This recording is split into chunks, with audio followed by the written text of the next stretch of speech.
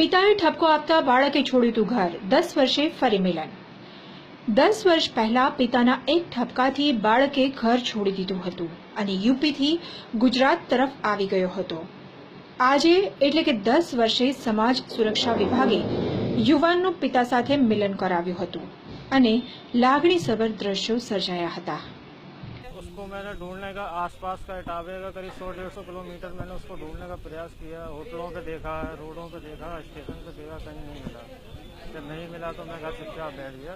अभी करीब 10 दिन पहले ही व्हाट्सएप पे मैसेज आया तो उसमें मैंने पूरी जानकारी ली। जानकारी लेने के बाद पता चला कि वो जयपुर का नंबर है, तो वहाँ से जानकारी ली तो वो कहने लगी कि राजकोट में है, मैं आपको 4-5 दिन का इसका पूरी डिटेल निकाल के दे दूँगा।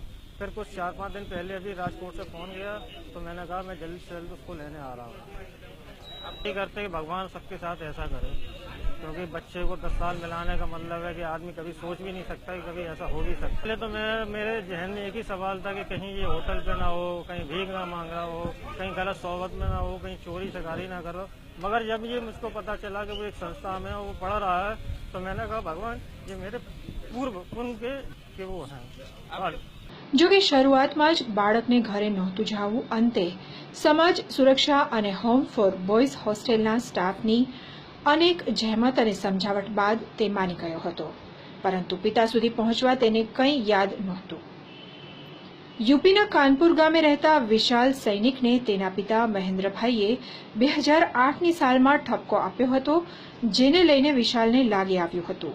10 વર્ષથી આવ્યો હું પહેલા વયો ગયો તો कानपुर ત્યાંથી રાજસ્થાન में ત્યાંથી પછી આપણે જામનગર થી ઓખામાંથી રેલવે સ્ટેશન માંથી પકડી લીધી।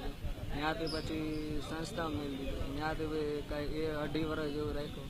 ત્યાંથી 15 જણા છોકરાને જામનગર થી ટ્રાન્સફર કરીને રાજકોટમાં રાખ્યું ભણવા માટે। ત્યાં ભણવા હાટું કોઈ અહીંયા ત્યાંથી રાજકોટમાં આવ્યો, પછી અહીંયા સ્પેશિયલ ઉપર બોયઝમાં આવ્યો। ત્યાંથી પછી અહીંયા રહ્યો સ્પેશિયલ ઉપર બોયઝમાં। ત્યાં પછી અહીંયા 1 થી 10 ધોરણ કર્યું। પહેલા ધોરણથી ભણતો અને 1 થી 10માં આવ્યો। મા બાપા આવ્યા તો આનંદ થાય ઘણી। હવે ઘરે અહીંયા જઈને ભણીશ। ત્યાંથી કાનપુર ઇટાવામાં। તે યુપીથી ગુજરાત આવ્યા બાદ ભૂલો પડી ગયો હતો। જયપુર ટ્રેનમાં ઓખા રેલવે સ્ટેશને પહોંચી ગયો હતો અને તેની પૂછપરછ કરતા કોઈ નક્કર માહિતી ન મળતા તેને જામનગર હોમ ફોર બોયઝ હોસ્ટેલમાં રાખવામાં આવ્યો હતો। 2009માં તેને રાજકોટ ચિલ્ડ્રન હોમમાં ટ્રાન્સફર કરવામાં આવ્યો હતો અને સતત પૂછપરછ કરવામાં આવતી હતી।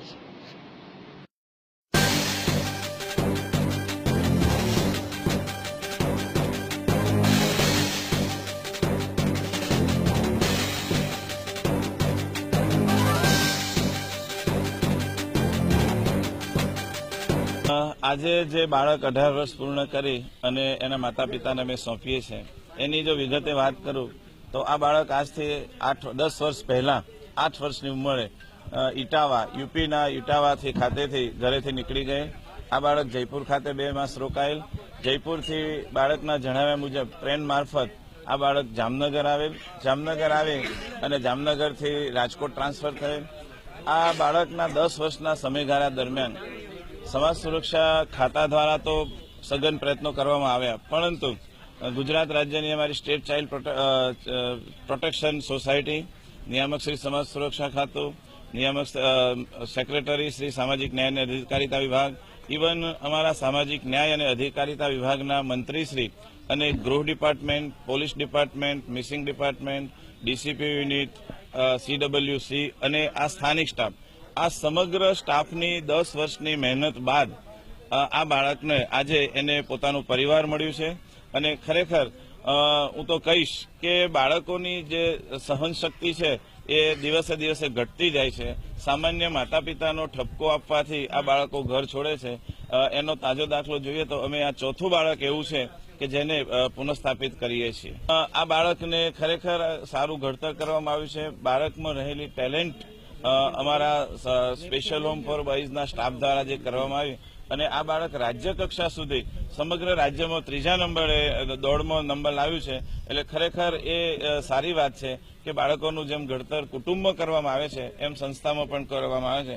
પરંતુ હું કહીશ કે juvenile justice care and protection act મુજબ બાળકનું સાચું જે પુનઃસ્થાપન છે એ પરિવારમાં જ છે અને એ અંતર્ગત અમે બાળકને આજે એના કુટુંબમાં પરત સોંપીએ છીએ.